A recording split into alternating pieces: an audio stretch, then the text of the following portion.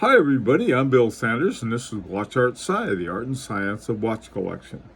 Today we have, I think you're going to find it a very, very interesting uh, watch company, watch part, watch module, watchmaker company, watch movement maker company. And this is Agenhor. We talked about this in this project we have going. We're hoping to work with them on our project. Now, the main person behind Agenor is Jean-Marc Wiederrecht. And he first came to my attention, actually it was in when I was learning about the watchmakers by going through the Grand Prix d'Horlogerie de Genève to find out about who were the top watchmakers. And in one of the things, in 2007, they had this prize for the best watchmaker. And it was Jean-Marc Wiederrecht, but there were no watches that had Agenor on it. There were no watches that had Jean-Marc Wiederrecht, and so I thought, well, this must be really special and very interesting. Now, my introduction to Agenor was through this watch. This is a Harry Winston Premier by Retrograde, and the Retrograde was by Agenor's AGH 2351 is the module that they make so that the watch can have the bi retrograde. And it's been a watch I've always enjoyed, and the retrograde works very well. But to find out more, let's take a look at some of the things that they produce. Now, two of the key inventions that Jean-Marc Wiederrecht had. First of all, there was one that he talks about as a gear without play. And I looked it up in the U.S. Patent Office, and it was described as a gear protecting from overloading. Essentially what it is, I don't know if you can see it in the lower right in the picture, but you have a gear and then you have a little spring device that will keep the tooth from slipping. And to me, I don't know why, I just always thought, man, that's the coolest thing, before you have it. There's different kinds of gears I've looked at in watches, but this one I think is one of the most interesting. Now, probably the most important element, our movement really, that's been invented and developed by Jean-Marc Wiederrecht is what's called the Agenhor, which is it's a wholly different kind of chronograph movement. And it's to say that it's revolutionary is not an exaggeration. So those are the kinds of things, but the other things that really were developed and invented, you never hear about. One of the things, Fiona Kruger, I had met her a few years ago when she was at the Watch Time show in New York, and she had this watch called the Mechanical Entropy. And I was looking at it, and a very different looking watch. And it's hard to see in the picture, but you can see the gear train running down the side behind it, like a sequence of gears with the escapement peeking out. And there's something as a regulator that's called the Augenpit regulator. And apparently, Fiona Kruger went to Agenor to help her in the development of this watch. Now, there's no dial on this watch. All of the indicators, everything is on the movement plates or on the post for the indicators, for the hands and so forth. When I first saw this watch, I thought this is something I'd never be interested in. But when I found out about it, about the interesting things about it, it's a watch I would love to have. They're fairly pricey, but maybe there's a deal around the corner somewhere. This is a wonderful watch. And again, I don't know, very few people know that Agenhor was involved in it. Now, this next group of watches, these are more recent watches that have been released. The Singer Track 1, Agengraph, the Fabergé Visionnaire chronograph. They have the one of either the Agengraph movement, or they have a module by them, the AGH 6361 .S1 and .FA are both Agengraph, and I believe the Track 1 won a Grand Prix award. The Fabergé Visionnaire DTZ, it's another amazing watch. I just love this watch. I think it also won a prize, but I'm not positive about that. So many of the watches have won Grand Prix awards, and that have something in them by Agenor, but they get very little credit for it. I counted them up, and I think there were a total of 9 Grand Prix awards, including the one that Jean-Marc Wiederrecht won in 2007 for Watchmaker of the Year. I mean, that's really incredible. I think FP Jones only won 7. So, I mean, but of course, now there's a little difference between a whole watch and a part of one, but a lot of these, the major part of a watch is going to be the movement, and they're responsible for a lot of those. Now, here, these 4 watches, all of them won Grand Prix prize of some sort or another. A lot of the Fabergé Lady Compliqué, this one had a peacock feather, and it went back and forth, and this was one of the modules that was done by Agenor, the Van Cleef and Arpels Pont de Amoureux.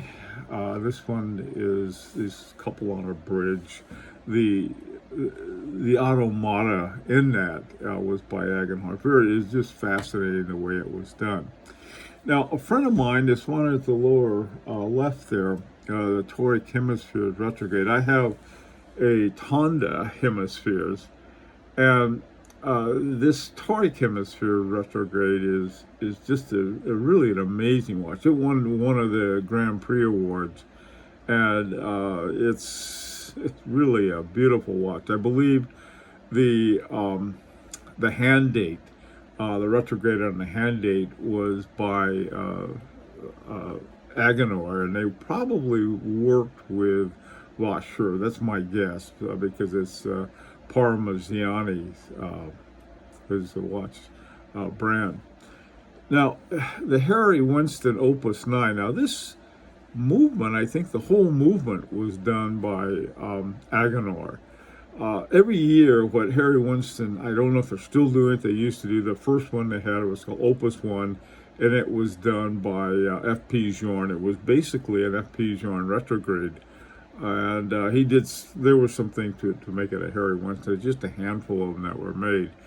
And this Opus 9 was one, and this was done by Agenor. And I think the entire movement was done by Agenor on that one.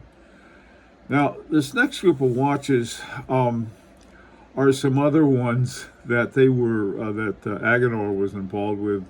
Lady Levity Fabergé, Van Cleef and Arpels, Pierce Arpels.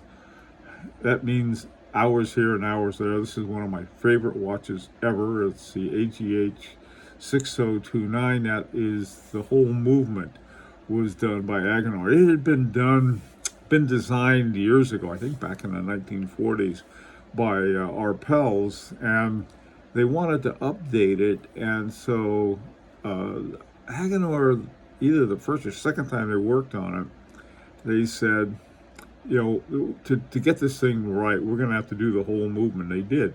You can see those 2 discs at about 11 and 5 o'clock. They are the jumping hours on that.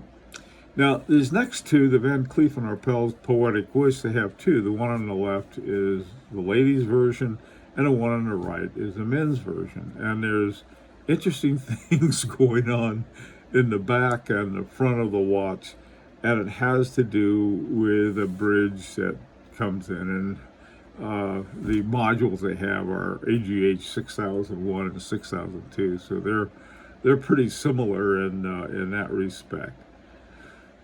This next group of watches are some ones that many I never even knew about. Romain Jerome spacecraft. Now, Romain Jerome he had some interesting things, but I don't think did too well in the long run. But that has nothing to do with the fact that this movement in the module that Agenor put in, AGH 5001, wasn't really unique and different. The MB&F horological machine number 3, Frog. Here is again another one. It looks like you got dual telephone dials there on top of the movement. And again, MB&F. These are all top-notch watch companies. Every one of them are. The Van Cleef and Arpels, Lady Arpels Fury. This little fairy doing some things on the watch. The Chaumet Dandy Arty Open Face. Here, the thing about looking at these, look how different they all are. I mean, some of these watch companies, they complain, well, if they make their own movement, it's going to cost them millions of dollars and yada, yada, yada. Here, these are all go out and open it up and do it and get it done. I like that about Arpels, is that they're not like, you know what you're getting, and what you get is just fantastic, because you have really one of the top watchmakers in the world working on these things. All right, this next group of watches have some interesting things. The Harry Winston Perpetual Calendar. Jean-Marc Wiederrecht and Roger Dubuis worked together. In fact, I believe they were actually pretty good friends. And I know that Roger Dubuis did some things with Perpetual Calendar. Jean-Marc Wiederrecht was working with retrogrades, and they were working together, both of them, doing just fabulous things. Amazing amount of talent. This Harry Winston Perpetual Calendar with the AGH 111 in it. What a watch. Love that. It's from, in a way, this is sort of the poor cousin of that watch. One of the other ones that really surprised me, delightfully so, is the Arnold & Son True North Perpetual. It's a Perpetual Calendar with the AGH 1764 module in it. And the final on this group, lady watches. This is the Van Cleef & Arpels Lady Arpels Centauri. Again, look at the differences in these movements. These are not movements with one little thing here or there, but they're all very different. Now, a short while ago, I did a video on the Hermès watches that had some Agenhor movement in it, or some module that they had in it. So I put these sort of all together here. The Slim de Hermès Perpetual Calendar watch. This was another AGH 111, which we saw in another watch that they had used a similar module working with Hermès. And now Hermès owns 25% of Baucheur, so it could have been with the Baucheur in that one. And then there's a Slim de Hermès GMT that they had done together. And finally, the Slim de Hermès L'Heure Impati. This is the AGH 4132 movement. Again, when you look at those movements, they're pretty different looking. Now, one of the things that I had and didn't have actually was the Hermès Arcu Le Temps Suspendu. This watch, the one I had was the one on the left, which was 43 millimeters, and the AGH 4111 was used for it. And you have from about 4 to 7, you have a little arc for a hand date for a 31-day hand date on it. And the ladies version on the right. Now the difference is that one is 43 millimeters for the men and 38 for the women. Or actually, I looked at it, it'd be men with smaller wrists. That doesn't have a super feminine feature to it. Both of them are like, if you want something this romantic. What they did on the one on the right with the ladies version is that right around between 4 and 5 o'clock, there's a little sub-dial, and it's on 24 seconds, so that thing goes, around.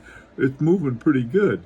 And I was told, by the way, too, I was informed about this watch by Nicholas Wiederrecht, one of Jean-Marc's son, who's also a watchmaker. He and his brother Laurent. So there may be a sort of something we haven't seen in a long time, is that this sort of a list of talented people from the same family carrying on the tradition. That would be interesting. Anyway, the women's version of the Le Temps Suspendu has the 24-second hand going backwards, and so it goes counterclockwise, and it with a 24-second sub-dial, it's moving pretty fast. And I was told that was to simulate the beating of one's heart.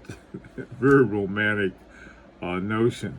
By the way, too, I think of the 5 watches that were made with Hermès, 2 of them won Grand Prix awards, including the Le Temps Suspendu. Well, listen, I sort of wanted to bring everybody up to speed on that, and here you have this fascinating watchmaker that a lot of people don't know about, because unlike Kari or Voutilanen or FP Journe or one of the other ones, you get one of their watches and they have their name on it. This is in so many watches, and rarely do you see this is, well, it's there, but you don't see it. It's Agenhor. Okay, well, listen, I'd be very interested in your comments, and any observations, or and if there's any corrections, anything I got wrong, please let me know. And as always, this is an invitation to subscribe if you like. Till next time, this is Bill Sanders for Watch Art Sci, the art and science of watch collection.